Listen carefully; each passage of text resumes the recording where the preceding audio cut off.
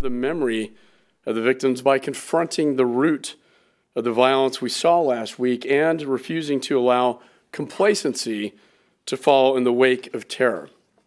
And that is why I'm here today. I'm here to tell you that radicalism is on the rise and war is being brought to our doorsteps. If it happened in Chattanooga, it could happen anywhere, anytime. And I agree with British Prime Minister David Cameron, who said this week that we faced a struggle of our generation. A deceitful and perverted brand of Islam is expanding globally and at a great cost to the free world. And we need to act decisively to defeat it. First, I'll talk this morning about how this new age of terror has altered the security landscape on the home front and spread rapidly throughout our communities. Then I will address the second front in our struggle with extremists overseas and how important it is for us to take the fight to the enemy and challenge its ideological core. But first, I'm disappointed to announce that I believe we are losing on both fronts in this war against Islamist terror. Our enemies have the momentum, and they have thrown us off balance. The numbers don't lie. Last year was the deadliest year on record for global terrorism, with attacks rising by 35% over the previous year and terror deaths worldwide nearly doubling.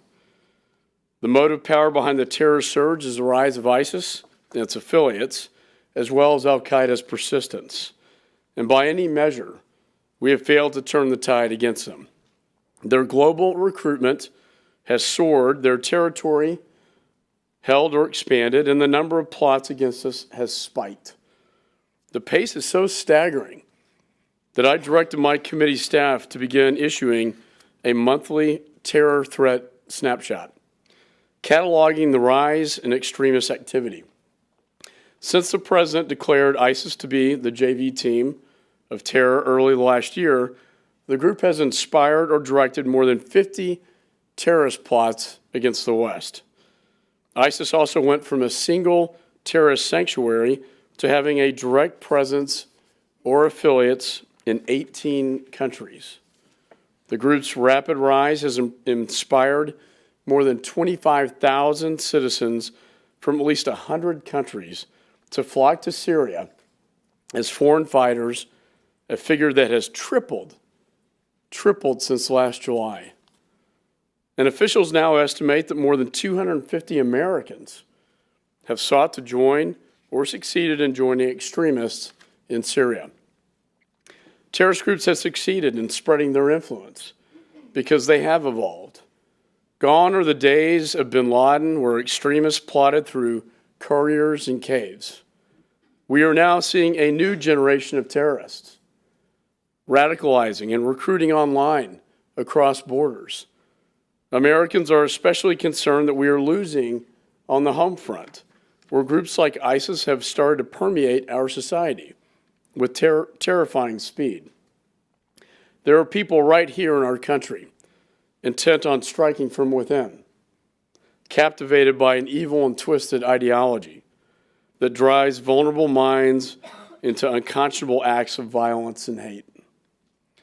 We have seen more than a dozen ISIS-linked terror plots in the United States, including recently thwarted plans to set off pipe bombs on Capitol Hill, behead law enforcement officers, conduct mass shootings, detonate bombs at New York City landmarks, and live stream a murderous rampage at a college campus. We even disrupted terrorist plotting to attack July 4th celebrations in the United States. In fact, more than 60 ISIS supporters have been arrested or indicted in the United States in the last year. That's more than one per week. And now the FBI director says that he has open ISIS investigations in all 50 states. The majority have never set foot in a faraway safe haven and were recruited by ISIS online or distributed the group's social media propaganda. And with over 200,000 ISIS tweets per day, this is an astounding number. There are over 200,000 ISIS tweets per day. How can we possibly get a handle over this? The chatter is so high and the volume is so loud that it's difficult to get a handle. This isn't terror as usual. This is terror gone viral. I commend the FBI, Homeland Security, and state and locals for their disrupting of these many plots. But as we saw in Chattanooga, we cannot stop all of them. In this age of peer-to-peer terrorism, authorities are searching for suspects who use secure apps we call dark space to communicate and crowdsource their calls for attack, inspiring operatives who never have crossed into the borders of Syria, but cross over borders through the internet to conduct acts of terror. ISIS cyber commanders now regularly send out internet directives and missives to their followers, as we saw in Garland, Texas. Sometimes our first indication of a hatched plot is an internet hashtag.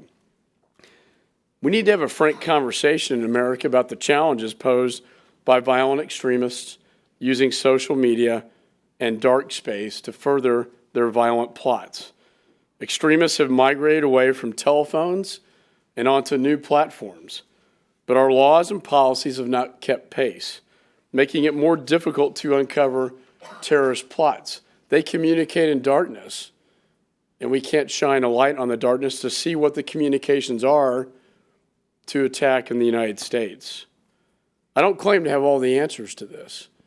I've started a working group with the FBI and Homeland and Justice and the high-tech community to get some answers. But what I do know is that we all share some common ground from Silicon Valley to the halls of Congress, that we want to see terrorists brought to justice. This has to be the starting point in an urgent dialogue between the high-tech sector and policymakers to find solutions for the lawful monitoring of violent extremists while at the same time protecting civil liberties. We also need to do more to stop the spread of fanaticism before it leads to violent plotting. We spend billions of dollars to detect and disrupt terror plots, but we have dedicated few resources towards combating and preventing the radicalization at the root of terror. This is called the crucial prevention aspect of counterterrorism. And sadly, while extremist recruiters are moving at broadband speed, we are moving at bureaucratic speed. The administration has not appointed a lead agency in charge of combating domestic radicalization, and few resources or personnel are even allocated to it. When asked by our committee, the top departments and agencies can only identify around $15 million, with an M, million, being spent and around 24 people working full-time on this issue. That's basically it. And that means we've arrested twice as many ISIS recruits in the United States this year than there are full-time officials working to prevent ISIS from radicalizing Americans in the first place. In a high-threat environment, I believe this is unacceptable. And every day we wait, we cede more ground to our adversaries. As chairman of the Homeland Security Committee, I will not stand on the sidelines asking for more reports and studies while terrorists plot inside our communities, murder our people, murder our military, kill our U.S. Marines and servicemen, and seek to divide our nation. Last week, my committee decided to push forward a bill to streamline and raise the priority and focus of the Department of Homeland Security's efforts to combat the viral speed of violent extremism.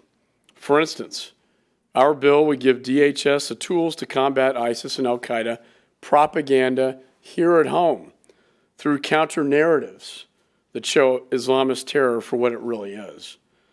And it would also help DHS empower local communities to spot signs of violent radicalization and help them develop off-ramps to discourage individuals from being lured overseas to fight with terror groups or from being convinced to commit acts of violence at home. Ultimately, we must recognize the best homeland defense is a good offense. And to win this war against Islamist terror, we have to take the fight to the enemy overseas. I spent the last weekend in Tampa, Florida, meeting with our generals and leaders and top intelligence and operations officers at the U.S. Central Command and Special Operations Command at MacDill Air Force Base.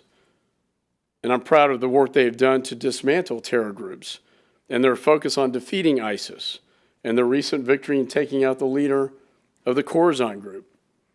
But the White House strategy under which they are operating is flawed. It only gives them the authorities to contain ISIS rather than to roll back and defeat it. You know, I was in Turkey and they said, we need to drain the swamp so we don't have to swat the mosquitoes.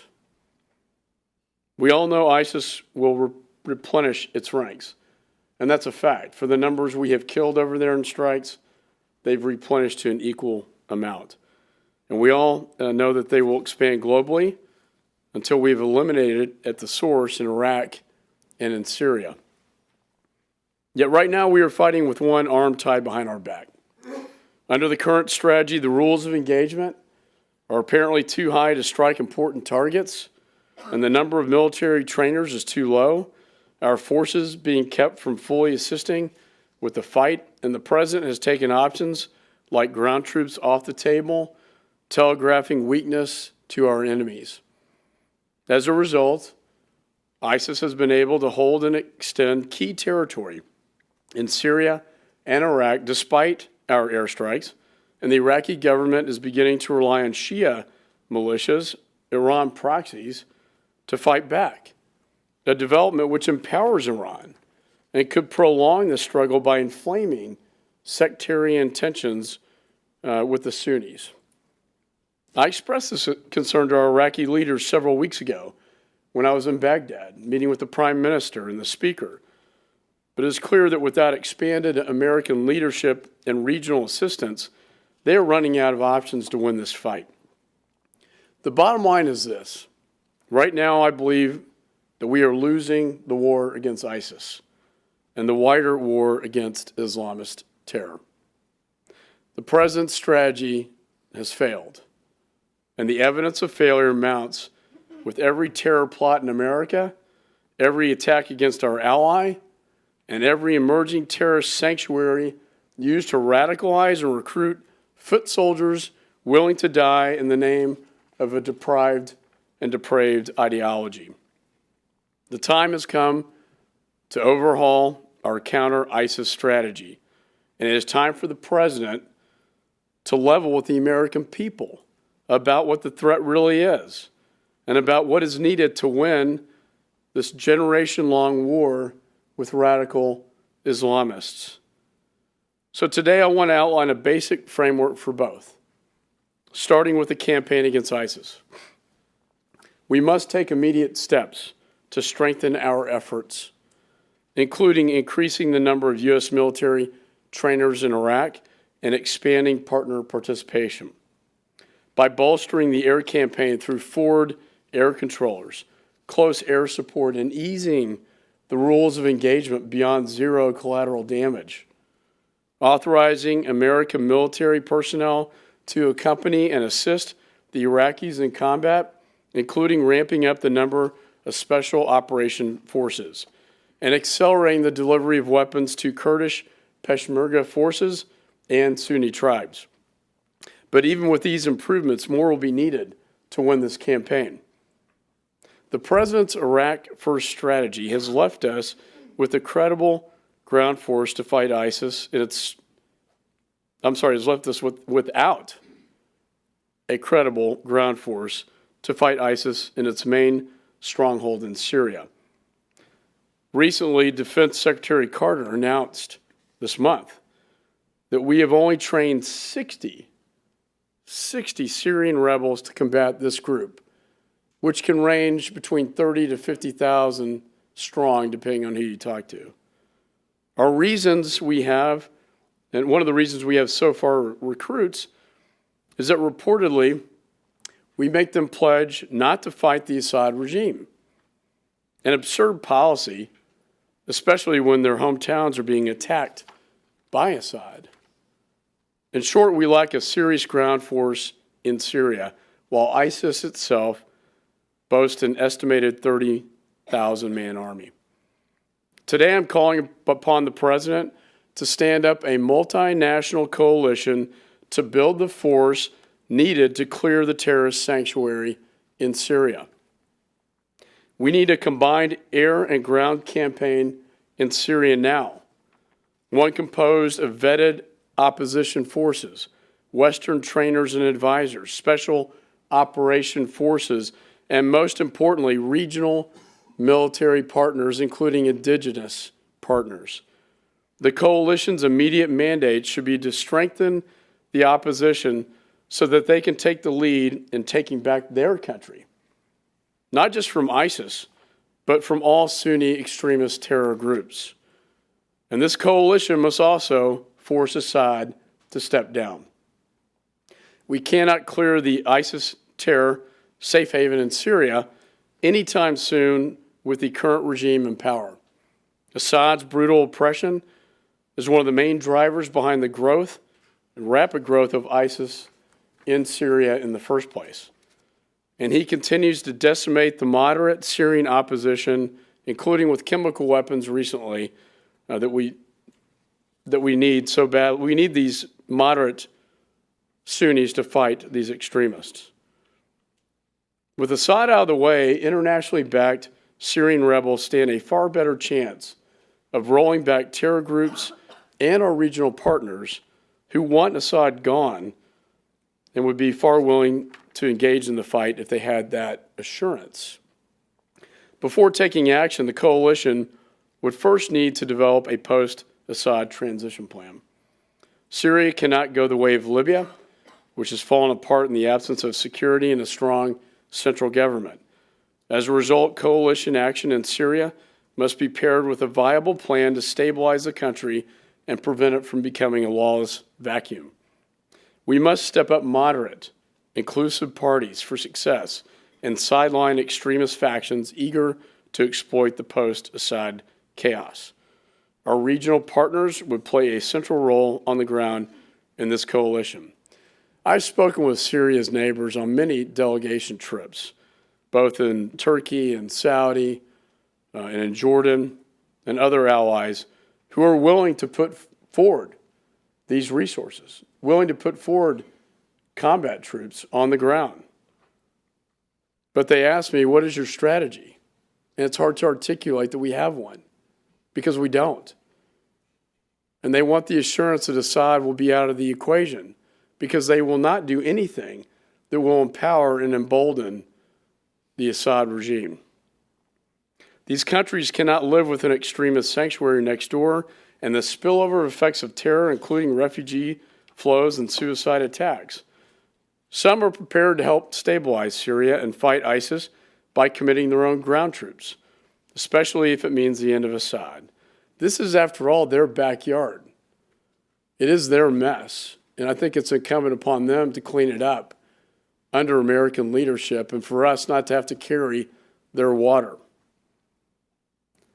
But there is no substitute for American leadership, and right now there is no other nation capable of rallying a coalition to this cause other than the United States of America. I was pleased earlier this year to see Arab leaders propose the creation of a regional military force to tackle the spread of violent extremism. But such an organization is years away from reality. Regional partners are not ready to do this alone, and we cannot afford to wait the President's piecemeal strategy to play out, a strategy he admits will take years. We need to take the lead in assembling this coalition of nations, like we did in the Persian Gulf War. We also cannot forget the core principles needed to win the wider war against Islamist terror. The reach of ISIS and Al-Qaeda extends far beyond their primary territories. Yet the administration's global counterterrorism approach can be best described as a whack-a-mole by drone. This may be low cost, but it's also short-sighted. Make no mistake, we have eliminated key terror leaders through targeted airstrikes, including the head of Al-Qaeda in the Arabian Peninsula earlier this month. The leader of the Khorasan group in Syria. Khorasan group in Syria, the biggest leader of external operations against the West to blow up airplanes using non-metallic IEDs. But these terror groups are getting better and quickly replacing fallen leaders. When we can chase these fanatics, we can chase them through the gates of hell. But to win, we must destroy sanctuaries and defeat their insidious ideology. And to do so, we need to identify and confront threats early, wherever they emerge in places like Libya and Yemen. We need to work urgently with regional partners to develop full-fledged stabilization plans before power vacuums turn into extremist hotspots. And we must counter the ideology at the core of Islamist terror, because when left unheeded, we have seen it spread to all corners of the globe in the same way ideals like communism and fascism led to the decades of destruction. In the short run, this means exposing the brutality and naked tyranny of life under the role of Islamist terrorists, so potential recruits will realize that they are headed to a prison instead of a communal paradise. This is the counter-narrative that is not happening right now at the State Department. The DOD is trying, and it's not happening at DHS. And in the long run, we need the president to outline a whole-of-government grand strategy for this fight. The strategy should draw on all elements of American power to promote liberty and human dignity as a great alternatives to repression, fear, and terror. History has shown that authoritarian systems are the wellspring of fanaticism. Political and economic development are the only reliable long-term antidotes to terror, which is why American foreign policy must be geared towards shaping a balance of power in the international system that favors the expansion of free states. We have learned the hard way that leading from behind leads us into danger. Indeed, weakness invites aggression, as Churchill talked about, and leads us to face more enemies in our city streets rather than on the battlefield overseas. I do believe we are in for a generational struggle, as Prime Minister Cameron talked about. But I have confidence that our country will prevail. Our ideas prevail. Every time we witness events like we saw in Chattanooga, Americans vow not to be intimidated or coerced by violence. And we send a clear message to fanatics. If you try to bring terror to our shores, we will bring justice to yours. That is the resolve of the American people, and our resolve will propel us to eventual victory in this war against Islamist terror. Thank you very much.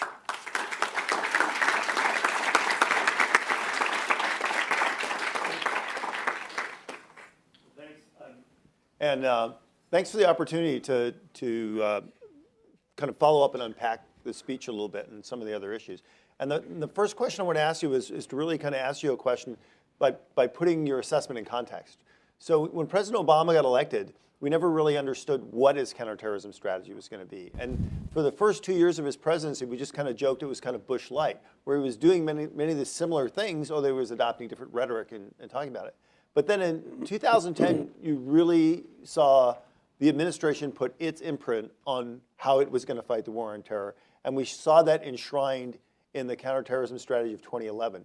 So between 2010 and now, we have been doing President Obama's strategy. And I think, and your assessment is, it hasn't worked. There are more terrorist attacks. They own more territory. They're a bigger threat than they ever were. Now, realistically, the odds of President Obama saying, oh yeah, I got it all wrong, and doing something different between now and the last year and a half of his presidency are probably pretty slim. So aren't we, what we're really doing here, aren't we what you're really arguing for is we need to have a vigorous year-and-a-half debate about what the next president's going to do to address this? I mean, I think, Jim, you're spot on. I mean, this president campaign, his narrative was to end Iraq and Afghanistan and close down Guantanamo.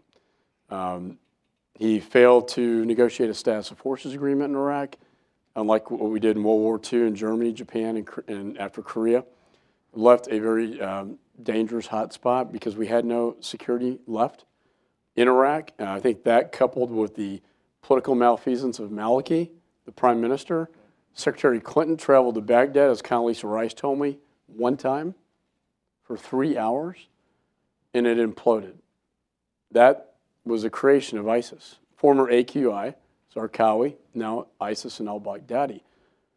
That created the threat that we see today. So the president couldn't get his head wrapped around ISIS. This wasn't supposed to happen under his watch. His narrative, it defies his campaign narrative. And so I think the strategy for him is running the clock out, not having a strategy to defeat and destroy ISIS as ISIS enters our hometowns. And I think that's a huge mistake of foreign policy. It makes it dangerous to the homeland. I want to see this one of the driving issues in the 2016 debate. I'm not seeing it right now. I have to tell you, I'm not seeing a lot of candidates, quite frankly, with experience in national security and foreign policy. I think usually it's about the economy. You know, it's about the economy, stupid. But this election, I predict that this issue will be one of the driving debates and issues in the 2016 presidential election. And rightly so. I think every American is I think the phrase, you know, do you feel like you're better off than you were before? I would ask the question, do you feel safer today than before? I think most Americans would answer that question, no. So let me bring in a related issue, which I think is fair to do, which is get your assessment of the Iran deal, because they go together, because Iran is the other great destabilizing force in the Middle East, and we have to live with the aftermath of the rise of ISIS and Iran. So I'd like your assessment of the Iran deal and what you think that holds for the future. Well, I think first, I mean, you know, we sent Chairman Royce Foreign Affairs, and I sent a letter to the President, to Secretary of State Kerry, urging them to go through the Congress first before dropping this at the United Nations Security Council. Samantha Powers called me after a hearing where I brought this issue up, and within days they submitted this to the UN Security Council. They have now approved this document, defying and circumventing, I think, the will of the American people and through its representatives in the Congress. And so this is flagrant. It defies the spirit of the law we passed. Now we know that China, Russia, and Venezuela voted to approve this. They will vote to lift the UN sanctions. The train's out of the station. So what can be done?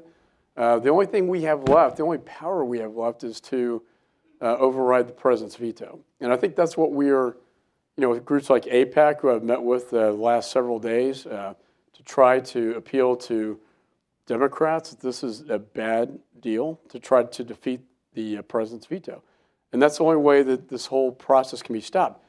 So why does it need to be stopped? Because it allows them to continue their nuclear weapons program. That's not why we passed the sanctions over the last decade. We passed the sanctions to dismantle their nuclear capability. I mean, the idea that it's for peaceful energy purposes is laughable. And the ICBM capability can still continue to go forward. There's only one reason you develop that, that's to deliver a nuclear warhead. It will start a Middle East arms race. When I was in Saudi, they said, why are you negotiating with Iran? Our allies are confused. They don't know if they're still our allies, like Israel and Saudi. And they are strongly opposed to this. Now we're going to see a nuclear arms race in the Middle East. Saudi's going to get it from Pakistan. Egypt's going to look at it, Turkey. Very dangerous. Lastly, just the hundreds of billions of dollars now that will be lifted and given to the largest state sponsor of terror, with Hamas, Hezbollah, with the influence in the Western Hemisphere through Venezuela and other countries. We saw the Saudi ambassador assassination plot. The Quds Force, their sanctions are lifted. They conduct cyber attacks routinely on our financial sector. This will pour hundreds of billions more into this operation. I think it's one of the, quite frankly, biggest foreign policy mistakes I've seen in my lifetime, and I think it rivals Neville Chamberlain's negotiations with Hitler. Okay, so if just a quick follow-up on that. So if the president's argument is it's this deal or war, but your assessment is well, what this deal actually does is protects their nuclear infrastructure, allows them to become a stronger, more robust potential nuclear breakout state, pours tons of money into the regime and actually makes them more dangerous. Couldn't you argue that the best course of action would be for the United States not to participate in the Vienna Agreement, and that would actually allow the next president more freedom in terms of trying to contain or I think in the the short term, the only thing that is in the realm of possibility is to make it veto proof. I mean, override I think Chuck Schumer is a key player in this in the Senate, and we're working very hard to make this a bipartisan opposition to the president's policies. I think the more the American people hear about this deal, as they chant death to America, they're celebrating in the streets of Tehran over this deal as they chant death to America. I'm not seeing a lot of celebration in the streets of America over this deal, and I think that speaks volumes. And I think, if we cannot accomplish that, Jim, then I think the only thing left is the next president. And I think that will make the next 2016 elections that much more important. I think this is going to be a driving issue when we go home in August over the recess, and I think it's going to be a driving issue in the 2016 debate, at least I hope so. So let me just round out that discussion, because what I really appreciated about your remarks were how comprehensive they were. So dealing really with the issue of terrorism from both the offensive and defensive point. So what do we have to do overseas to stop the font that's driving this, and also what are we doing here in terms of counterterrorism and also prevention? And so some of the legislation that you've proposed to draft, part of that is how do we deal with this CVE? So let me ask you a sensitive question where you've actually gotten some criticism from your friends on the right, would say, well, look, if you're going to create a countering violent extremism capability in DHS, what's to prevent this administration from using that to go after political opponents, maybe conservative groups, much in the way that the administration's been accused of using the IRS? How can you prevent that, or is that maybe necessarily something we don't want to give this president? Well, that's not the intent of the legislation is to go against radical Islamists. It's to go against radical ideology.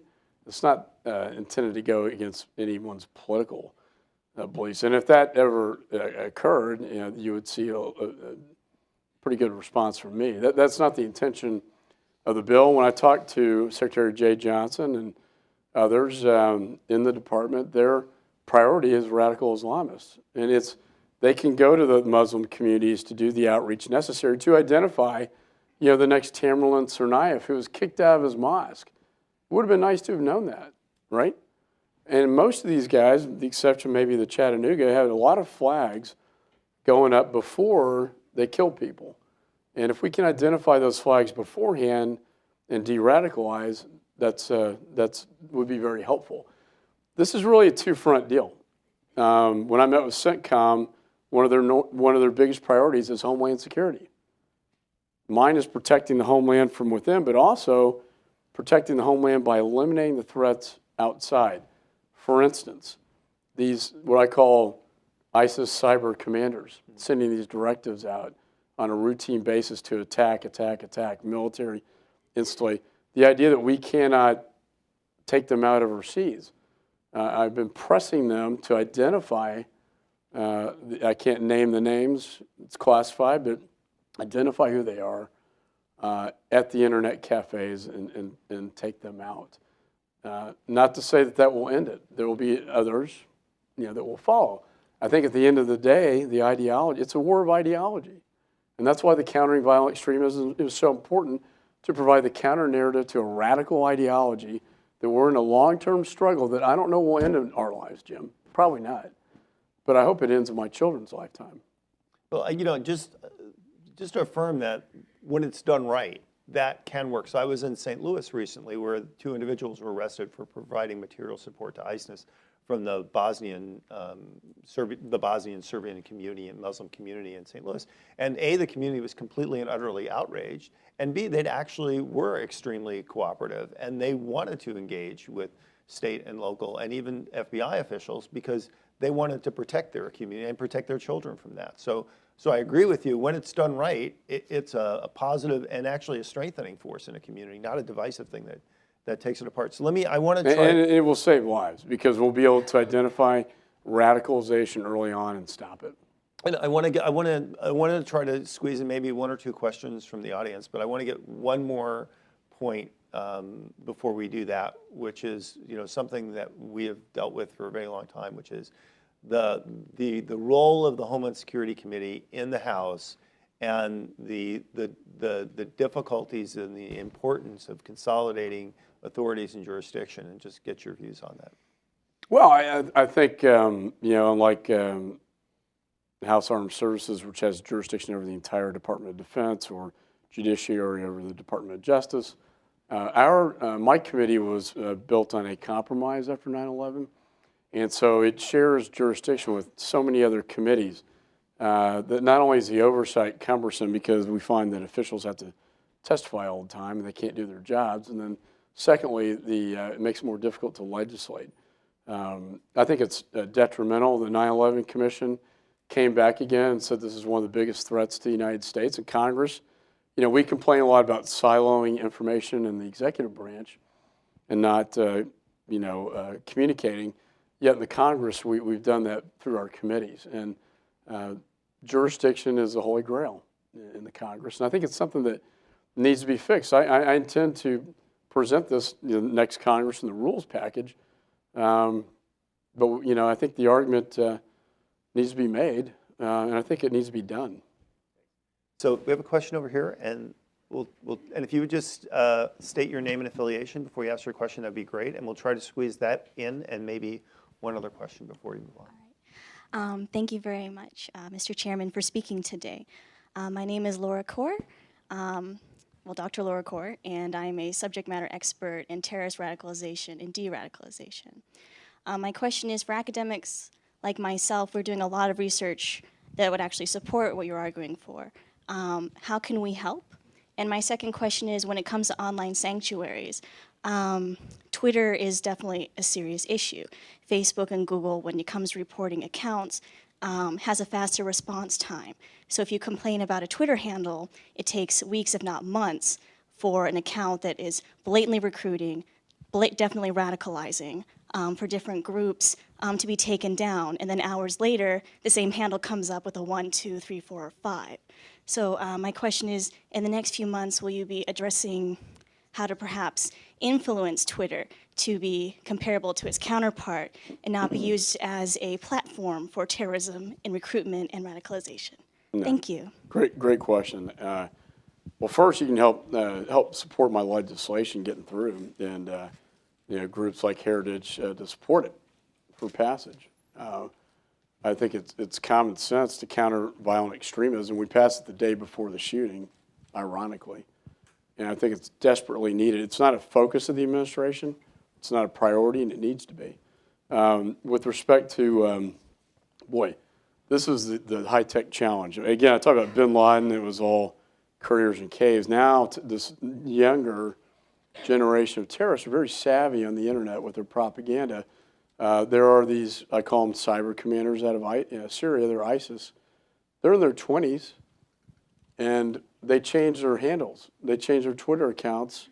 So trying to stay in front of them, we can argue about changing the law to include a backdoor into devices, but that gets kind of dicey on the privacy side. What we're looking for is more of a technology solution. So I formed my first meeting is Friday morning with the high-tech sector, the leaders, like Google and Twitter, those, and Homeland Security, FBI, and DOJ, to see what kind of solution can we provide to this. And I'll tell you why it's important, and I can get into a little more depth in the Q&A, because we see these communications from Syria into the United States. We saw it in Garland. We saw it in New York. We saw it in Boston. For all I know, this guy in Chattanooga could have, I'm not saying he did, because we're still doing the forensics, could have been communicating in what we call dark space. And what is that? They will go to another platform like SureSpot, Kick, or Ask.fm, knowing that it's secure, it's dark, which means we can't, even with a court order, we can't see it, that communication. There are, again, 200,000 tweets, ISIS tweets per day. When it's in dark space, we can't see that communication whatsoever. So there's a lot of, the point is there's a lot of communication going on between these cyber commanders in Syria and Americans, thousands of followers in the United States about attack in America, and we can't shine a light on the communications through the darkness. Now, you know, as a policymaker, and Jim appreciates this, civil liberties and privacy, this all has to be part of the equation, but we need to find a technology solution to this so that we can better stop it. Otherwise, if we can't see the communications, we can't stop it. You know, if the guy in Chattanooga was operating in dark space with the guys in Syria, they'll make a pretty good case for why we need to fix that problem. And I talked to the director, FBI, and Jay Johnson, Secretary of Homeland. This is one of their biggest concerns, is they can't, you know, lawfully, you know, monitor these communications. So we'll take one last question down here.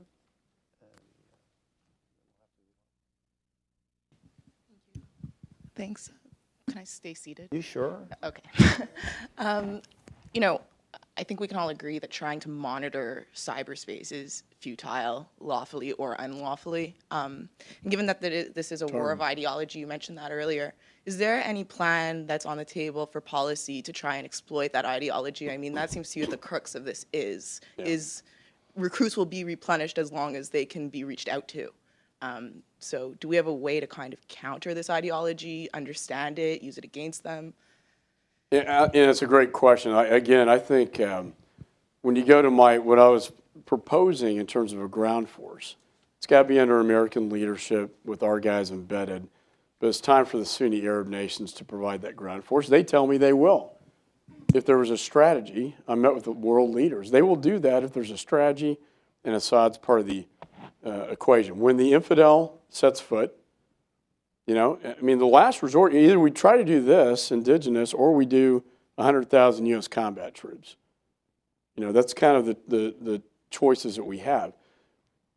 That is an option that should be on the table, but when you do that, when I talk to CENTCOM, you inflame them because the infidel is on their land. So I think there's a smart approach, a smart way to do this without inflaming them. An indigenous force where Sunni moderates defeat Sunni extremists, that seems to me under American leadership. The counter-narrative is not there. That's a purpose for my bill, the counter violent extremism here at home. But the State Department doesn't have the counter-narrative to defeat it abroad. In fact, when I met at CENTCOM, the DoD has a lot of this technology capability to do it. And the ambassador was there at the meeting, and I'm urging them to start this counter-narrative so that they know that if you go to Syria, it's not Disneyland. You know, you're going to get put on the front lines, probably blown up. Your wife and kids will be taken away. Frontline did a great special. Not that I'm always watching PBS, but they did a great special on enslaving ISIS women and bartering them off for weapons and $500. It's horrific what they do. The videos I see every week are just chilling with the lack of humanity. And that's a counter-narrative, I think, that needs to be out there more. At the end of the day, and it's providing stability in these countries because power vacuums, when they fall, you have a vacuum, failed states, and it breeds terrorism. And after we saw the Arab Spring, we have seen Libya and Yemen. We have no intelligence. We've had to pull out of many places in northern Africa. We pulled out completely out of Iraq and Syria. We're trying to get back in now. These failed states breed it, and without a counter-narrative and a strategy to deal with it, it's going to continue to breed and thrive. And that's problem is it's metastasized so greatly globally. That's what worries me. So I am going to ask you all to join with me in a small round of administrative jujitsu. So in a second, I'm going to ask you to join me in thanking Congressman McCall. I was going to say Senator McCall. I don't know where that came from. For his talks in this conversation, which has just really been informative.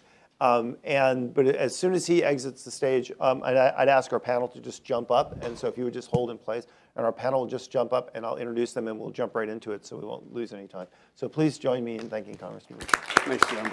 Really appreciate it. Thank you. You got that right.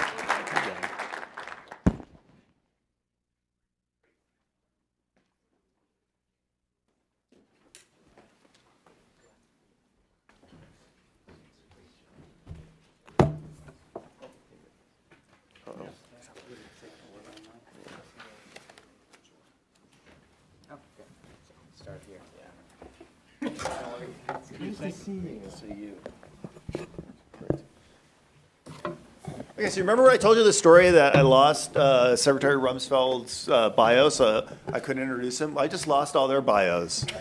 So maybe it's a pattern, I don't know. But fortunately, I know all these guys, and they're pretty awesome. So this is this is a terrific panel, because what you have here is just a mix of expertise and knowledge, which is really kind of unusual to bring together. So Ken Rapina has at minor, right? Yeah. And so you had this minor job in the White House, right? I was in the White House, not at minor then. No. I'm saying when you were in the White House. Working in the Homeland Security Council staff as the advisor. So you have, you see this from the perspective both as somebody who is advising and working at the department every day, and somebody that really worked at this on the inside at the highest level. General Meese was not just the Attorney General of the United States, but for many, many years, one of our most distinguished scholars here at the Heritage Foundation. And I told him beforehand that he works harder now that he's retired than when he did when he was on active duty here. But among the things General Meese has done in addition to dealing with these issues for many, many decades is he recently served on a very important commission that reviewed the counterterrorism functions of the FBI. So here's somebody with years and years and years of knowledge and experience who's had an opportunity to kind of do an in-depth assessment of a key component of this. And our third panelist is David and Sarah, who's our policy analyst on Homeland Security, who works this stuff every day, and not just the entire department, but really the entire Homeland Security enterprise, which means all the federal agencies, state and local and international partners are doing on this. So you've got three amazing perspectives, and I'll ask each of them to make some remarks, and then we'll get into as much Q&A at the end as we possibly answer. We have a saying in Heritage that sometimes we start late, but we always end on time. So how should we start, Dave? Should we start with you and just work our way down? Okay. Yeah. All right. Over to you. Yeah, thanks, Jim. Thanks, everyone, for coming today. I'm going to use my time today to lay out some of the statistics and trends that the U.S. has been seeing in its long war against Islamist terrorism. And I'm going to give some general recommendations, sort of echoing what Chairman McCall just said about what we can do to better counter this threat. The Heritage Foundation has been tracking Islamist terror plots against the United States homeland since 9/11. This data tells me that the U.S. has faced more terrorist plots and attacks in 2015 than we have seen in any prior year, and we're only in July of this year. So just to echo Chairman McCall, this is the most dynamic period of terrorist activity that the U.S. Has seen since 9/11, and all according to publicly available information. There could be other classified information which we do not have access to and do not know about. Add to this the statements by the FBI that they're tracking hundreds of individuals, across all 50 states for Islamist terrorist activity, and it's clear that we do have a very serious problem. Now, at the outset, I just want to quickly describe what it is that we do when how it is we categorize what the criteria are that we use when we are looking at what is a terror plot. First, it has to be a concrete plot against the United States homeland with actual action taken to further that plot. So it's not just rantings, it's not support of terrorism. If someone wants to travel abroad to support ISIS, we don't consider that a terrorist plot against the U.S. homeland. It also has to be a terrorist act as defined by various statutes, and that would be motivated by an Islamist ideology, espousing violence and terror to achieve that goal. And generally, we also look for an official statement by the government and law enforcement that to indicate that this was an act of terror, usually indicated by criminal charges. But that's not always the case. Take the Fort Hood shooting, for example. That was characterized as workplace violence, not an act of terror. So that's not always the case with that criteria. So with these criteria in mind, we've been watching and recorded 72 Islamist terror plots since 9/11 that are publicly known, not including Chattanooga yet because we're still watching for some of those criteria. Of these plots, 5 were successful. U.S. law enforcement foiled or helped foil 59, international law enforcement foiled or helped foil 10, and we got lucky 3 times. Obviously, there's some overlap in those categories. These plots involved 171 individuals in total, and at least 27 of these individuals were trained in terrorist camps abroad. 61 of the 72 plots were homegrown terror plots. That means these folks were here in the United States when they were radicalized. They didn't get their ideology while they were staying abroad. They were staying here in the United States. And 28 were foiled by law enforcement stings. Now, what exactly were they targeting? The number one homeland target for Islamist terrorists has been the U.S. military, either personnel or actual bases. 19 plots or attacks have gone after our military. The second most common target is New York City, with 16 plots, followed by mass gatherings such as bars, concerts, etc., at 12 plots. Mass transit systems are the fourth most common target, and Washington, D.C., and law enforcement tie for the 5th most common target. Not a list you want to be on. The recent plots, however, have been unique. All the plots this year have been inspired by or directed by ISIS. While most prior attacks were done by individuals who were inspired by or directed by Al-Qaeda, one of their affiliates, or some other ideology, to have all 10 plots in the past 6 months all be connected to one group shows the influence ISIS has. It's not a coincidence that we've seen this spike in terrorism as ISIS has risen to prominence. During the past year, we've also seen a spike in the plots against law enforcement and our military, which makes sense given the fact that ISIS has directly called for violence against law enforcement, intelligence, and military officials. So then the question is, what do we do about this? My panelists will have an opportunity to dive into some more details, but I just want to spend some time touching on 2 broad ideas, which Chairman McCall has also already touched on. First, it's critical that the United States take a proactive approach to combating terrorism. When we treat terrorism just like a crime that we can combat with law enforcement, just normal law enforcement tools, we can deter it, we can punish it after the fact, we misunderstand the nature of the threat. Terrorists are happy to, and sometimes even want to, die in pursuit of their goal. The bigger bang they make, the more likely they are to get us to change our behavior. So they're looking for those big opportunities. They're looking to hurt us, and criminal punishment after the fact is not an effective deterrent. Furthermore, they're often looking for soft targets that are very easily attacked. Take the most recent plot in Boston. Alex Kikolo wanted to attack Boston bars and college campus. Or look at Tunisia and the attack on the resort there. These are soft targets. They're not guarded by security or a lot of security very often. So the point is that security isn't enough. We can't have security officers everywhere. We simply can't do that. Some security is helpful. It can help us in preventing an attack from getting out of hand. Take Garland, Texas, for example. But that was too close for comfort, I think we can all agree. So what we need to be doing is looking at how we can be more proactive. How can we stop these plots before the terrorists ever get even close to putting the public in danger? And this means that law enforcement needs to have the tools, the lawful intelligence tools available to them to find terrorists, to put together the dots, the intelligence dots, and to make sure that the public is never put in danger. It also does mean that we have to improve the way that the U.S. goes about countering violent extremism to make sure that we are preventing individuals from radicalizing to begin with. And secondly, the U.S. does need to do more to defeat ISIS abroad. The reality is that ISIS, the success of ISIS is attracting followers. A lot has been made of ISIS and their use of social media. And there is no doubt that ISIS is very effective at using social media and other online tools. But it's not just social media which is causing individuals to, take up around the world to take up arms for ISIS. Social media is just a tool that ISIS is using to display its message that it is a caliphate in possession of real territory that they can defend and expand. This success is compelling. It's a compelling message to many in the world, and so long as ISIS is able to claim this success, would-be terrorists will flock to their cause. This means that the U.S. and its allies need to take more effective steps to isolate, undermine, and defeat ISIS and other Islamist terrorist groups. Greater intelligence and law enforcement cooperation is obviously needed to help uncover and prevent plots from abroad coming here to the United States. We also need to be working to curtail the flow of foreign fighters and monitor those foreign fighters if and when they try to return back to the West.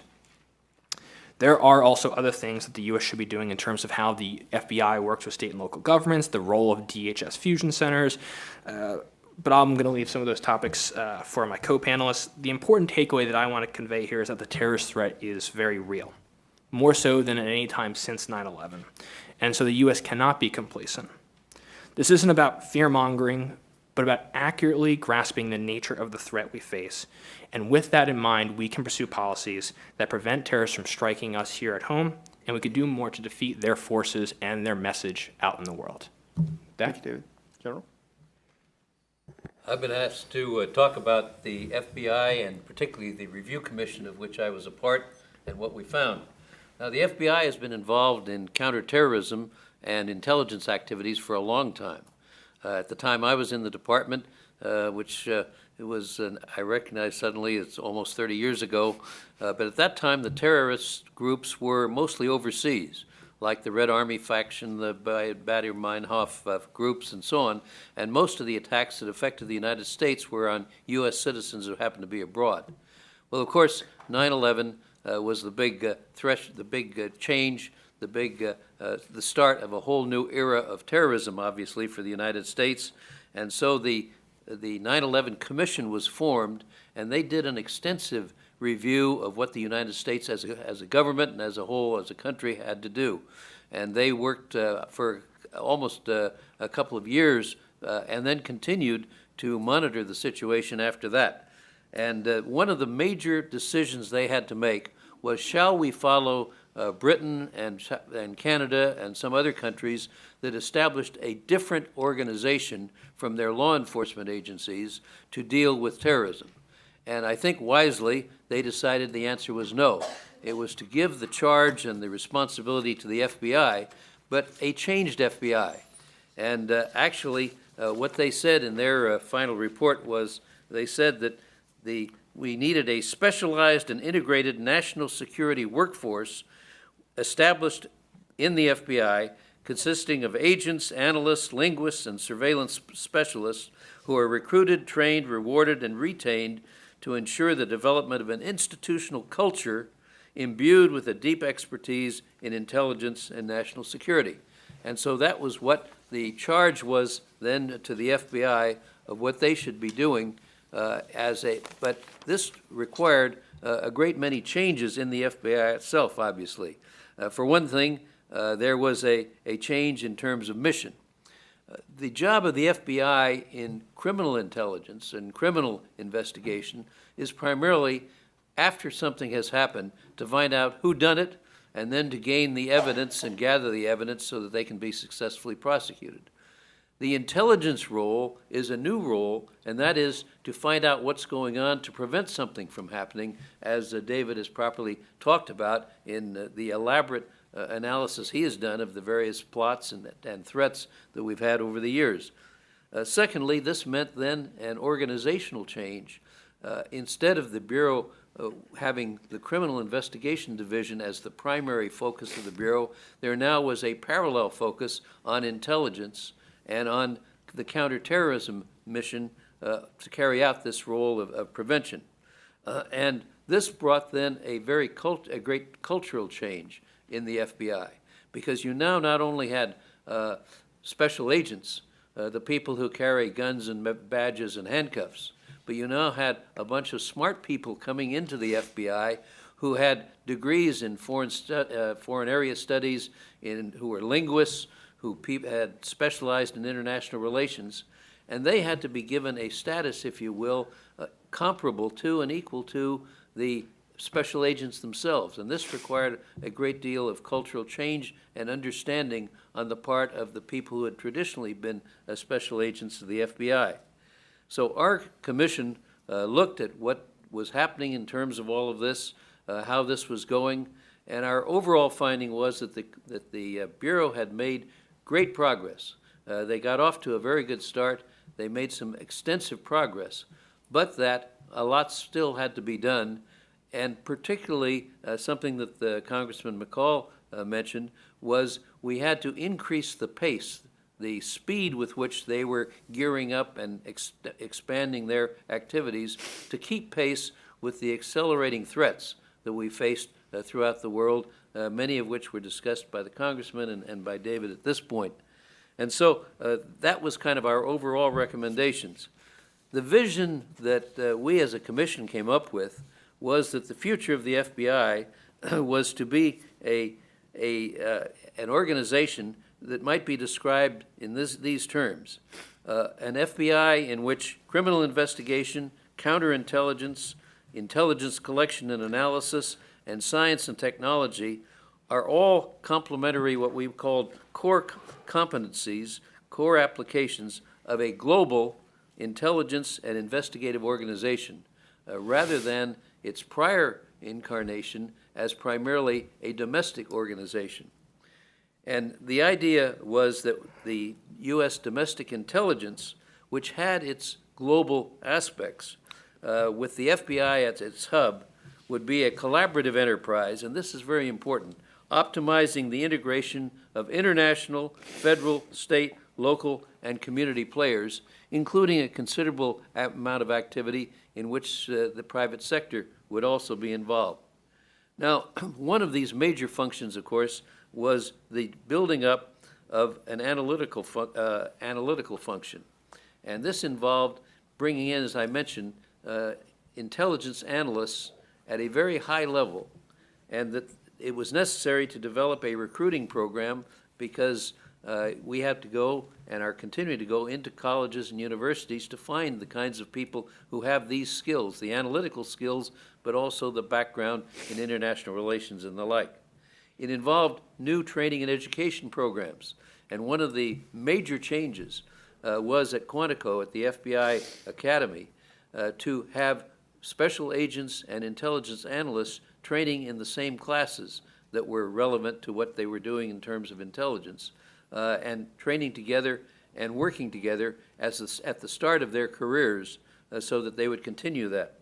It was a matter then of assigning the intelligence analysts for the first time really to field offices, to the 57 field divisions around the country, working side by side in the squads with that pertain to this with the special agents.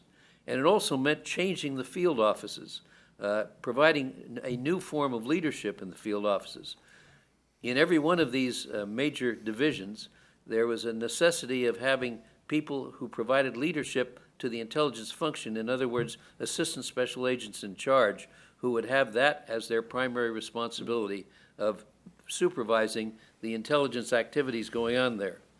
It meant also a change in status of the intelligence analysts and the acceptance by special agents of them as full professionals in terms of their compensation, in terms of their status, their informal status within the organization, as well as the kind of opportunities they had. Opportunities, for example, to go overseas, opportunities to have interagency responsibilities to go to other agencies like the Defense Intelligence Agency, to NASA, and other places where they could expand their professional capability by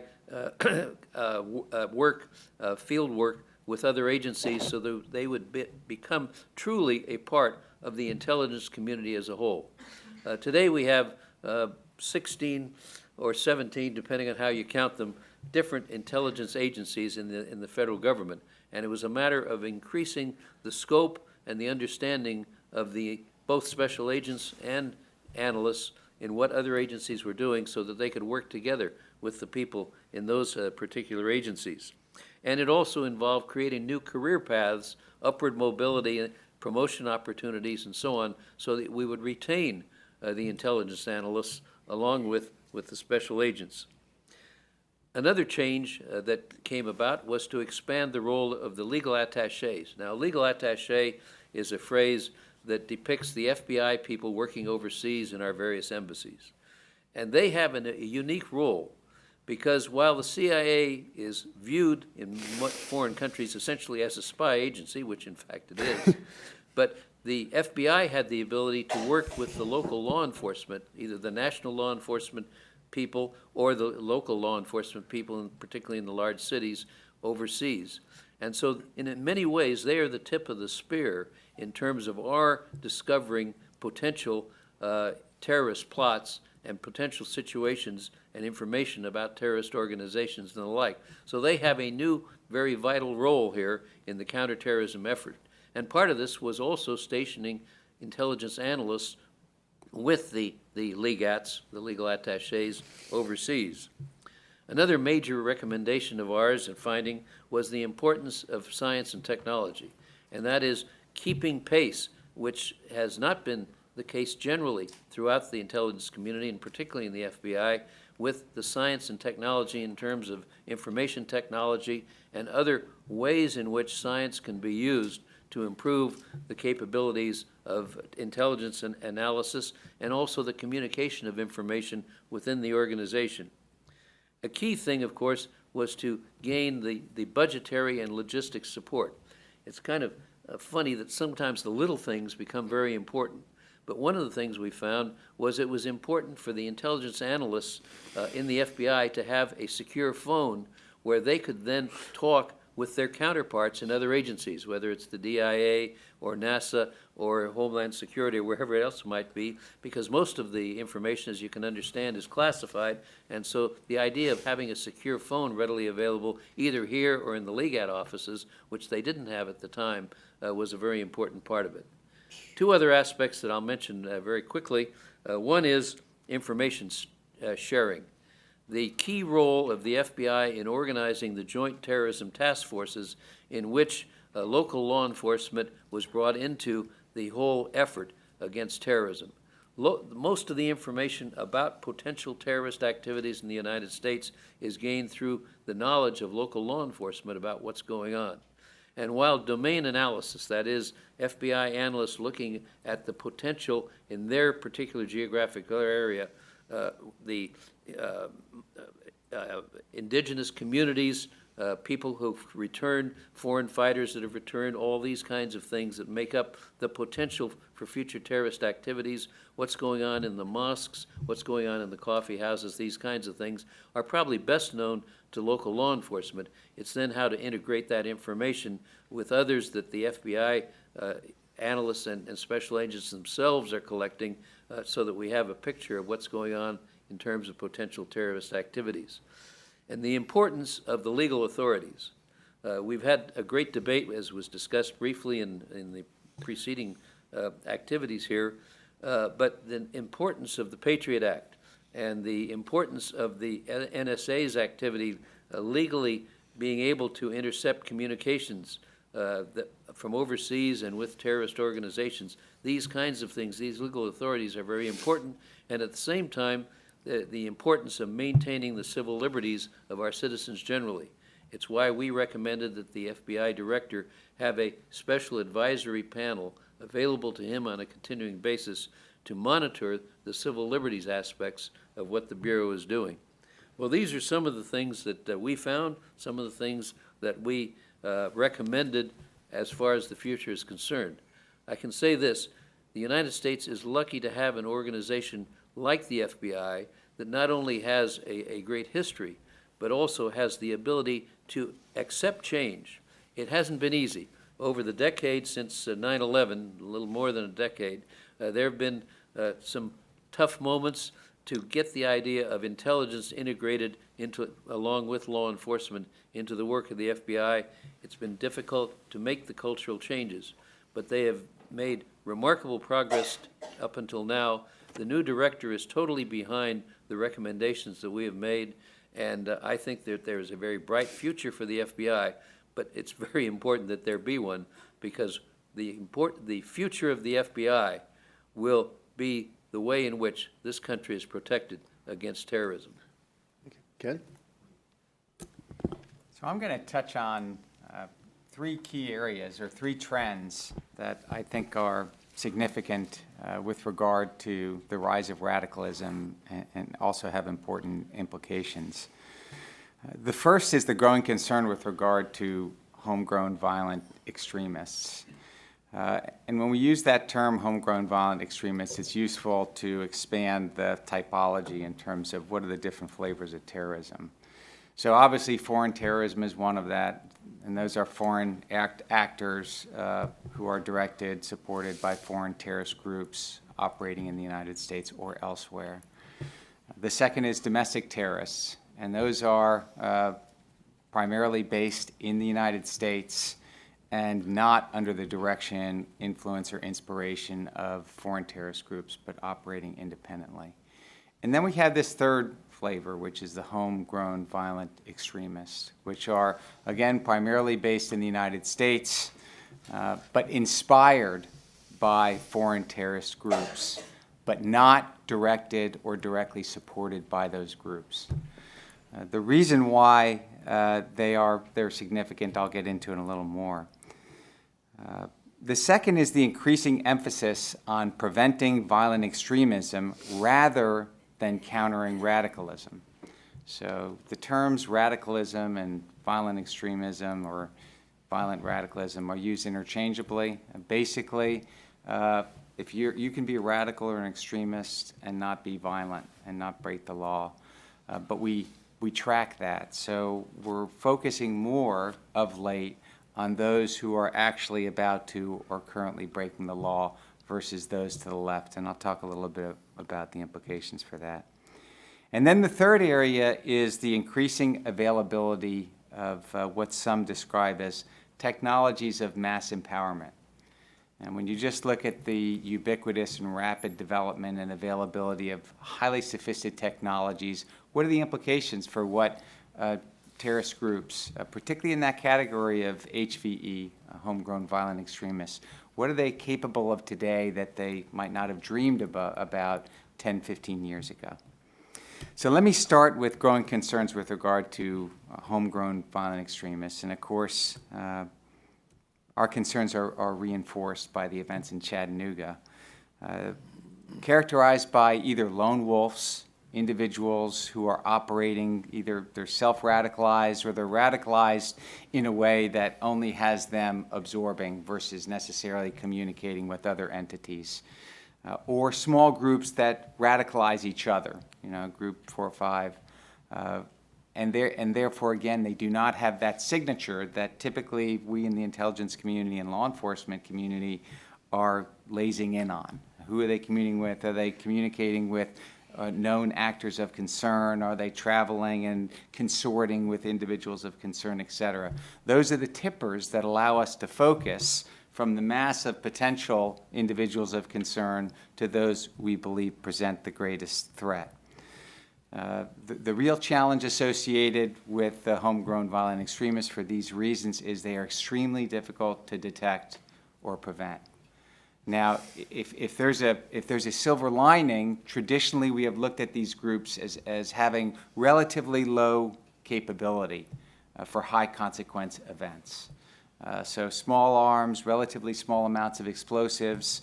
They can kill a large number of people in terms of the 5, 10s, 20, but you're not looking at 9/11 size or magnitude attacks or worse.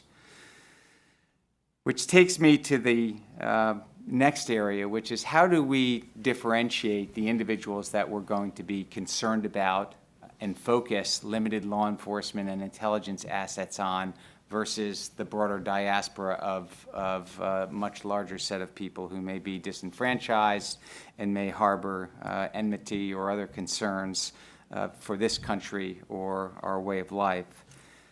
This gets to the question of what constitutes radicalization lacks a consensus. So we have a constitution that protects free speech, free thinking. We have a lot of people in our history who were considered radicals in their time, who today are lauded as heroes for a lot of good reasons. Martin Luther King, Booker T. Washington, there are a whole host of them. So we have a society and a culture that prizes and protects people's ability to think whatever thoughts that they want, as long as they're not illegally incurring into other people's space. So holding radical views doesn't necessarily progress to violent extremism. And there's no typical pathway when we look at it, and we've been studying this for years, both in the law enforcement and the intelligence communities. What is that classic pathway that if we saw indicators of, we could say this is an individual on the way to physical acts of terrorism? We see a lot of people, again, who are highly disenchanted, who have very extreme thoughts, but for most of them do not evolve into violent extremists. So what we found is in previous outreach initiatives to, in this case, when we're talking about Islamist extremists, initiatives to the American Muslim communities to identify individuals in their communities who are prone to radicalization. That would be the softer side. That would be left of attack or left of a legal act. Often had the unintended result of alienating those communities, cultivating a sense of paranoia and prosecution or persecution.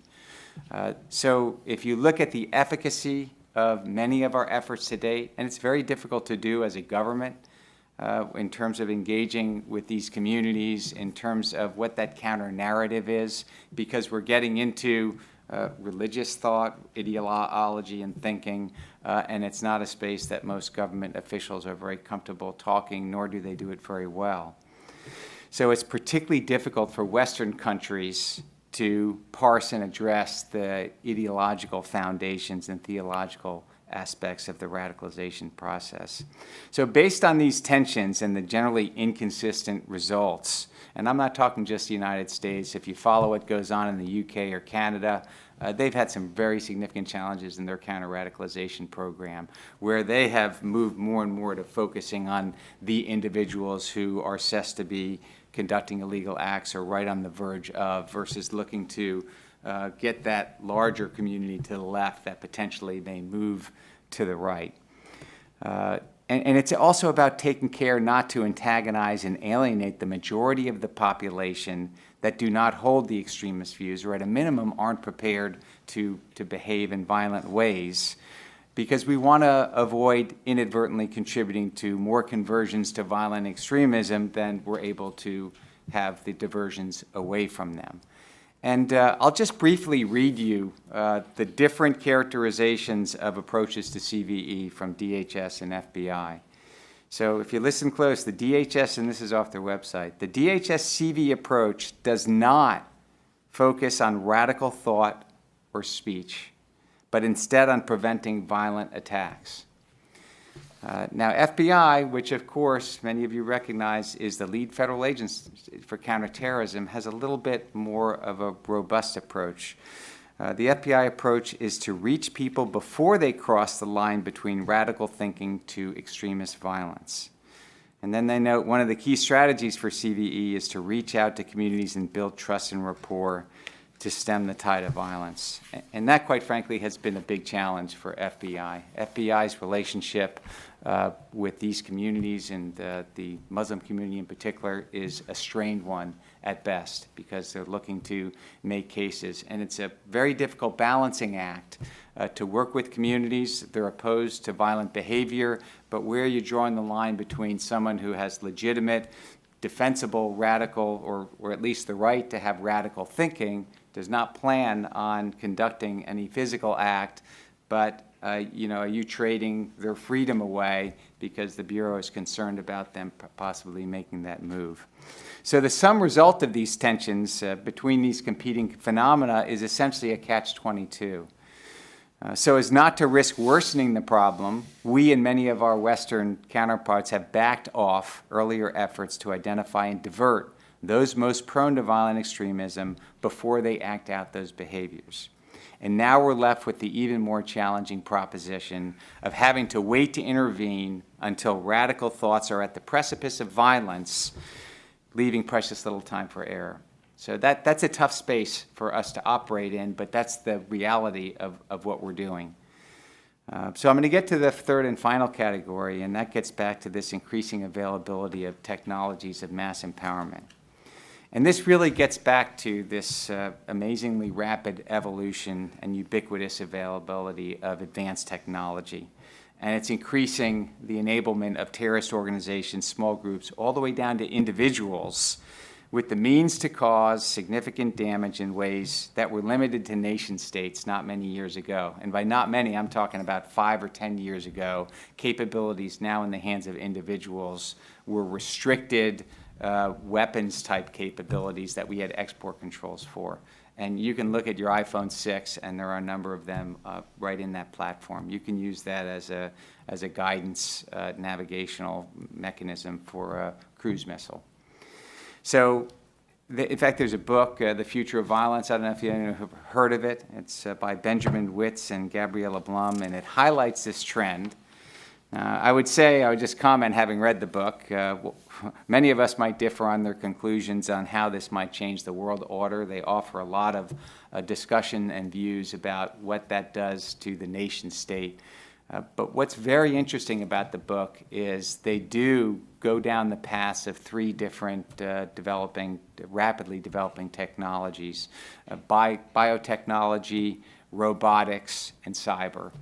And they posit different scenarios, what can be done today, literally by small groups all the way to individuals with regard to these advanced technologies and very significant high consequence effects. You look at the Sarnoff brothers in Boston.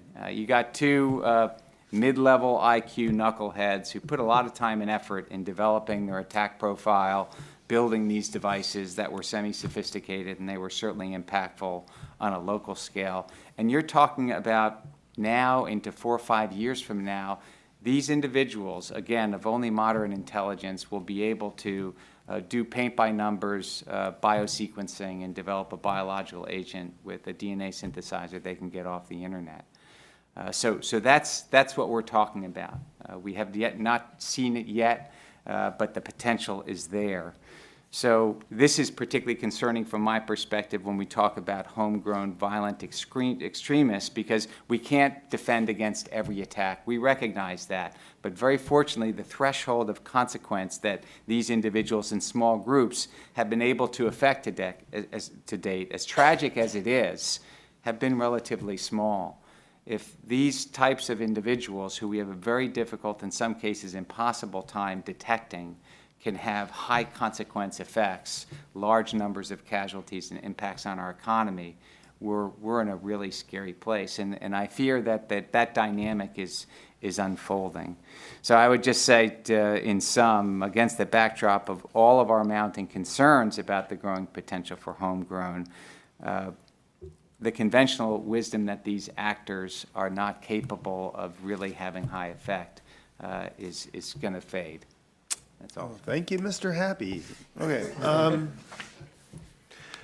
So we're going to have time to get a few questions in the audience. So if you'd be thinking on your questions, that'd be great. And again, if you'd raise your hand, I'll recognize you. And if you'd state your name and affiliation, that would be terrific. And wait for the microphone so folks listening online can hear it. Let me just unpack a few things before we move on. General Meese, so you lay out this framework of the areas that you looked at and the areas that are critical for the counterterrorism mission.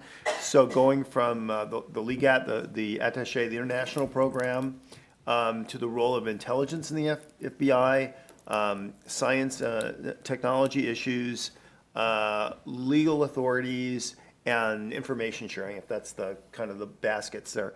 So could you, so I'm guessing if I asked you what the strongest area where the FBI has made the most progress, you'd say the LEGAT, so the overseas mission. Is that fair?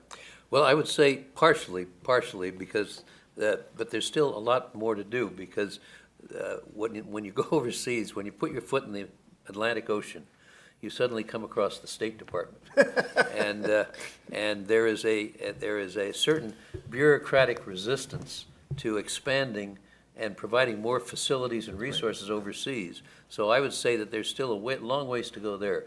I think it's more accurate to say the farthest they've gone is in the intelligence and analytical capabilities and the whole idea of bringing in this new class of people. Prior to 9/11, intelligence analysts, I don't even think they used that term. They may have called them analysts, but they were thought of as support people, kind of advanced clerks, if you will. And there's always been a tradition in the FBI that there was a big dividing line between special agents and everybody else. And the intelligence analysts were, prior to 9/11, in the other category of everybody else. So I think it's been the development of the idea of intelligence analysts as co-equal, well, almost co-equal at least, with special agents. And that is the area that's really improving, because it's only been within the last year that we've had the joint training where intelligence analysts and special agents were in the same classes, same educational programs at Quantico. So the question I would ask is, which basket gets the lowest grade? I would say science and technology. Really? I think that the computer programs and the communications, the information technology as a whole is probably lagging behind. Now, it was lagging behind before 9/11, quite frankly, in the Department of Justice, and I'm sure probably in other parts of the intelligence community. But I'd say that's the one that needs the budgetary support. I mentioned secure telephones. You would think that when we went to the Legat office, for example, in I think it was in London, and there was one secure telephone in the whole place in a little telephone booth. You know, the kind that Superman used to change clothes in. Whereas if they had more, again, it's a matter of an intelligence analyst being able to pick up the phone and talk to somebody that they know in DIA who's working in the same area and be able to exchange information.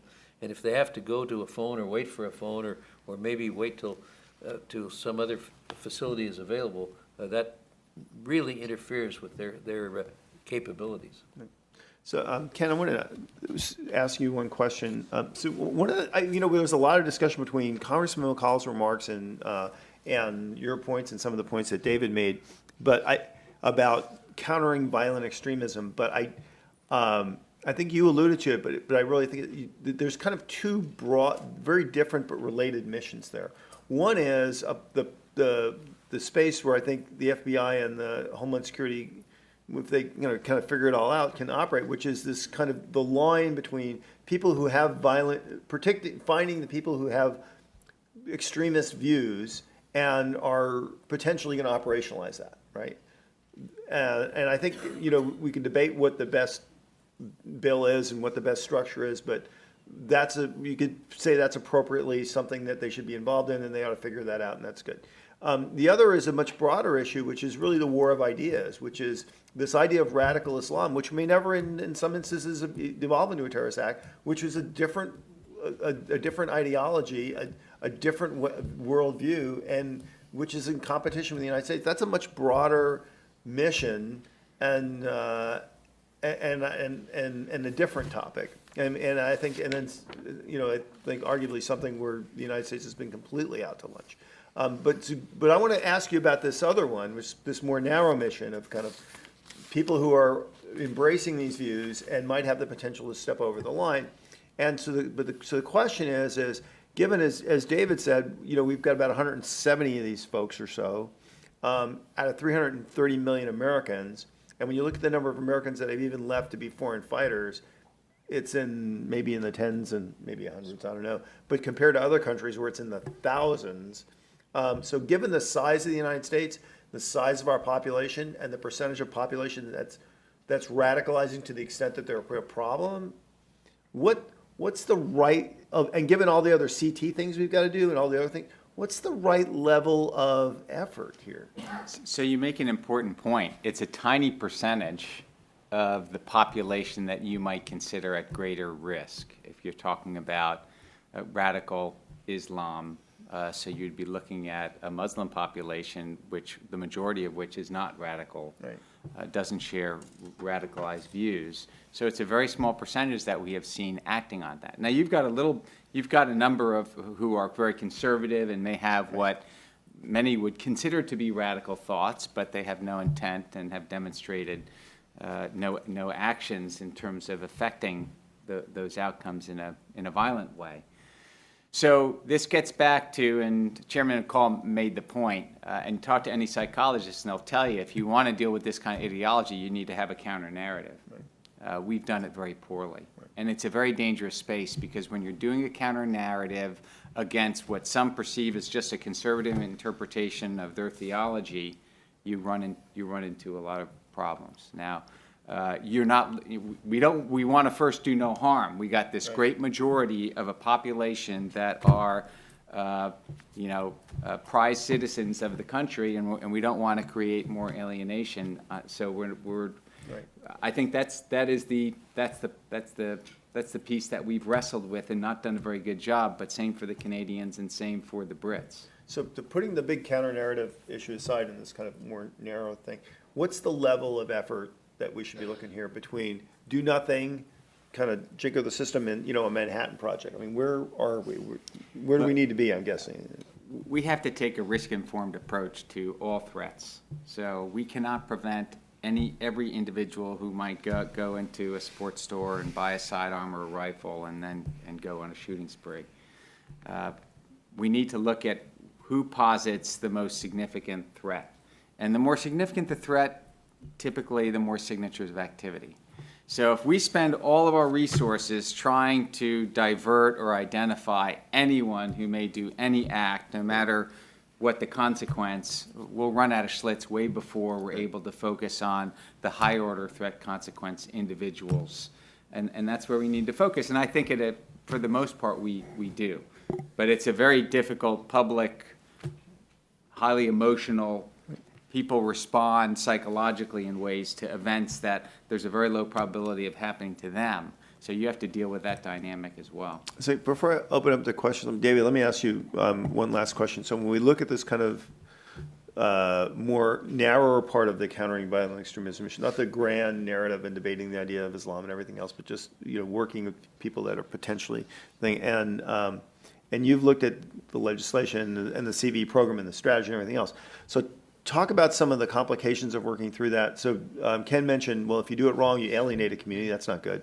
But also, if you embrace the right people, you're linking up with people who are actually part of the problem, right?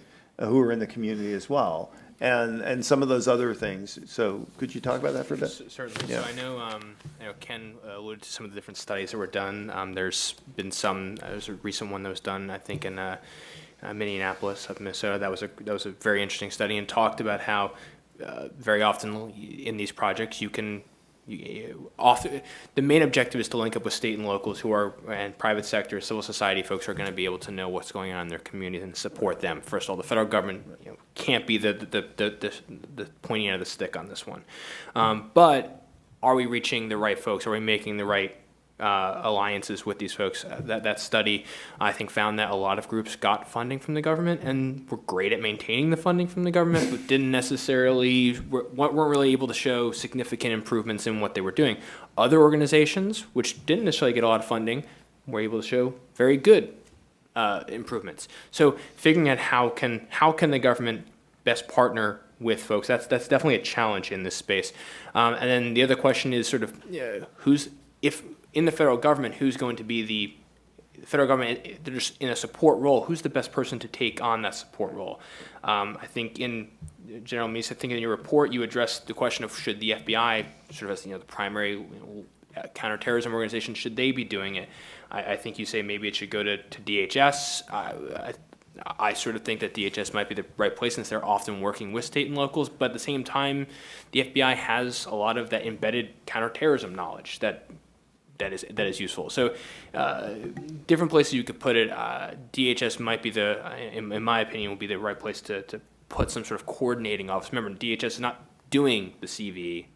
DHS is supporting state and locals, and since DHS is supposed to be connecting with state and locals and doing a lot of that stuff in its daily work, I think that's probably the right place to put a coordinating function. Right. So I mean, so you're saying so we operate in this kind of more narrow space, there's a couple of key things. Is one is regardless of who are tried, there ought to be kind of metrics of measure of what are you delivering on, right? And the focus really is more on, in this, when you're engaging in these communities, what's the common interest there? And it's really the public safety of the community, right? And the protection of the community. And that's what you're really looking at, which is really is that kind of line between the two things. I would encourage people who are interested in this kind of the larger issue of the war of ideas with political Islam or radical Islam or Islamism, or whatever to say. We've actually done some really excellent panels on that over the last few months, and you can find them online at Heritage. Just a few week or so ago, we did a really good panel on the kind of the state of the play, and also some two other really excellent panels, including one that went into great detail about what's the difference between Islam and Islamism, and how is Islamism both a political threat, but also and how it relates to the terrorist threat. So I would commend those to you. So if there are questions from the audience, we will maintain them. So we have one down here. So if you would just wait for the microphone and state your name and affiliation, that would be awesome. Susan Ashcraft, a former police officer, former federal agent, currently a pastor. My question is to David. David, of all the statistics, do you have numbers regarding how many were foreign born? How many were born in the U.S.? How many were citizens? How many were here legally, illegally? I do not have all those statistics, although I know in a project I'm currently working on, I am looking into trying to break out some of those statistics. I know I think at one point I looked at some of the most recent issues of there have been a fair number of, in the past couple of years, of folks who are naturalized citizens. So I know I've at least looked at that, and it's sort of an abnormal number relative to the population of folks who are becoming naturalized citizens. You can take the Tsarnaevs as a great example. The Tsarnaevs, one of them was naturalized. Another case was an individual who is one of the more recent plots. He traveled. He became naturalized while he was in the naturalization process. He was planning his trip to Syria, got naturalized, got his passport, went to Syria, trained in the camps, came back, and while in Syria was basically told by someone, you should go back and attack the U.S. And so it is an issue. How well are we assimilating folks into our society? I think that's something that's very important that we need to look at. That's actually a really great. First of all, thank you for your service, coming from a family of cops. But that's a great question because it gets to the strengths and limitations of this database. So in terms of raw numbers, about populations, it doesn't tell you anything useful, right? So it's just like profiling, right? Well, profiling doesn't get you very far because, yeah, that person was whatever, but there's also 80 other million people that are whatever, right? So when you look at these numbers, you can say, well, there's a significant percentage, for example, that are naturalized. Well, when you look at the number of naturalized citizens in the country, it doesn't tell you anything, right? Because what you find still with only 120 people is whatever categorization you make of these 120 or some odd people, they're a tiny percentage of anything other than other terrorists, right? But what it is super useful for, is the point he said, is it shows process-wise things to look at. So for example, when we looked at the cases of the naturalized persons, it doesn't tell you anything about a naturalized person being more likely to be a terrorist. But what it does tell you is, in the naturalization process, there are things that we're not doing, which would much more clearly identify people that you should not have given citizenship to. And that's the kind of stuff in the database that's super useful. Sir, do you want to say something? Yeah, and there's one thing, of course, and that is the returning foreign fighters. Right. When people have gone overseas, it seems to me that you immediately have an indication that this is someone that at least you ought to look into. And they've gone to Syria, they've gone to the Middle East, and then come back. And that's one of the tests, more or less, that the FBI utilizes in who ought to have attention paid to them. One other thing I think that's important is most of the people who have been radicalized and gone into violent extremists have certain characteristics, and they're about the same kind of characteristics that people who join gangs. And that is, they're losers, they have low self-esteem, they're unemployed, they're categories such as this. And while that's not a defining factor, it certainly gives you some indication of the kinds of people that usually get involved in these things. So there are differing statistics on that. I think that may be more true, for example, to those who are going the foreign fighter route, less true for Al-Qaeda type operators. Again, you can go back, look at the 9/11 educated from wealthy families, and you have not seen across the board a high incidence of the down and outers that some conventional wisdom has had it. But not to say that there aren't pockets. Yeah. And you know, it's also worth noting that there's kind of there's two aspects to the foreign fighter problem. The one people think of is, oh, these guys are going to go there, or girls, and they're going to come back and they're going to be, you know, terrorists, or they're going to come back and recruit terrorists. And that's true to some extent. But what's even, I think, even more vital is the fact that they're recruiting going over that. That is a huge propaganda tool for ISIS, right? It shows that if anything, it's kind of like, you know, voting on American Idol. I mean, the fact, it doesn't even matter if they accomplish very much when they get there. The fact that they're coming there allows the claim that this is a caliphate, this is growing, this is important. So shutting this pipeline down, over and apart from the physical threat of people moving back and forth, is an important part of diminishing the brand of ISIS as well. Yes, ma'am. And you're probably going to be our last question. So, it's Susan Crabtree with the Washington Examiner. I've been covering this terror Twitter problem, and I'm trying to get more down to probably a question that was better for McCall. But since I need to write about this today, I'm trying to ask it to the panel. The Facebook, we had the questioner ask about Facebook and other social media sites being better about taking these sites down. There are 200,000 tweets going on a day. Is it, he seemed to dodge that question and talk about the dark space with being the real problem. And James Comey, a couple weeks ago, talked about Twitter on the shoulder, kill, kill, kill, and that message being dangerous. But he'd also talked about the dark space.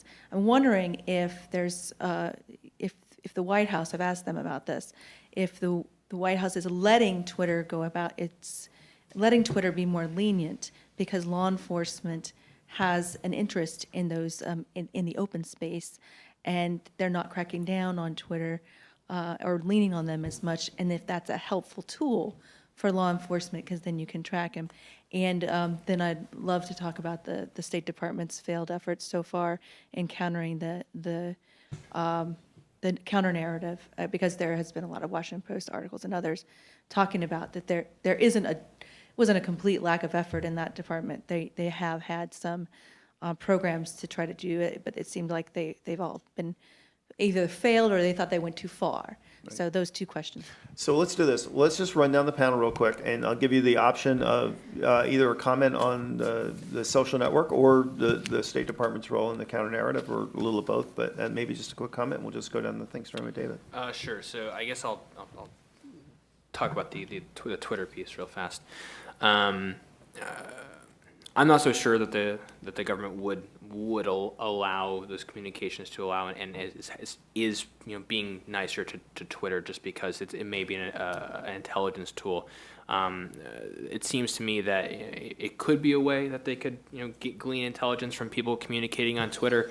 It also seems like a mighty double-edged sword if you're allowing those folks then to communicate a lot with a lot of other people, potentially radicalizing other individuals, bringing other individuals into the fold. So I have no specific intelligence on what the government is doing in that regard, but it seems that would be a very fine line, double-edged sword to be using. I just say on the counter narrative, I think that needs to be a cooperative effort by a number of different agencies, not the least of which I think we should employ some of the psychological warfare capabilities that the military has, and which is an important part of it.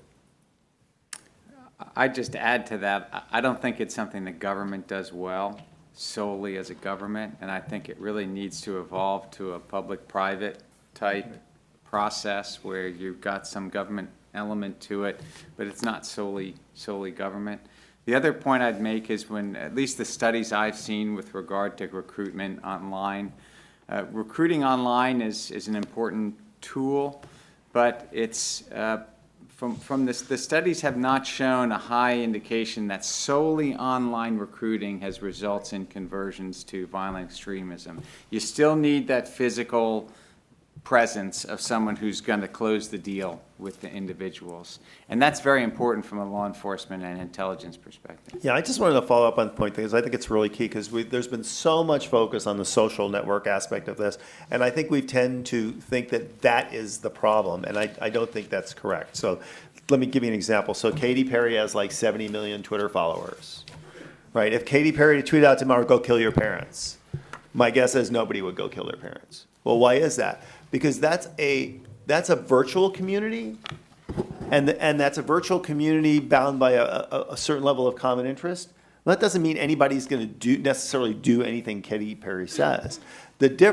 What makes this phenomenon dangerous is there is a social network, there's a virtual community that links with a human web, a human community. And that's what maximizes the impact of social networks, is the fact that they're rooted in groups of people who are going to do something. So compare Katy Perry saying, go kill your parents, right? Not that she would say that, I want to get that on the air. With what we saw, for example, in the Green Revolution in Iran. Because, yeah, there was this massive social network, largely driven by the diaspora, which was moving all these ideas around, agitating everybody else. But why was it fueling the Green Revolution? Is because there are people on the grounds going into the streets. So it's this linkage between a human web and the virtual web, which makes the virtual web really, really powerful, which in part tells you is, rather than kind of concentrating on the phenomena, the most significant thing you probably can do to diminish the value of the virtual web is to diminish the value of the physical network. So this is not just in terms of the networks of people in our countries, whether it's Canada, Britain, or the United States, but this thriving, growing, metastasizing menace in the Middle East that's claiming a state, right? So I would touch on a comment that Jim made earlier in terms of what are the true what's the true size of the nature of the threat. And there's a huge delta between the psychological threat that we perceive and the actual threat. If you look at all the numbers of the folks on Twitter looking at ISIL or other extremist propaganda, one thing that's fascinating and surprising, if you were to just take things at face value, is just how few attacks there have been in the United States. You've seen a relatively small number of foreign fighters, at least compared to European numbers. Why didn't they focus them on attacks in the United States? Now, granted, ISIS had its own agenda. It's focused in the caliphate or creating the caliphate. But if they were really intent, like Al-Qaeda at least purports to be, many of you are familiar with Inspire magazine. It's Al-Qaeda's online recruitment and how-to manual for terrorists. This is the winter of 2014 issue.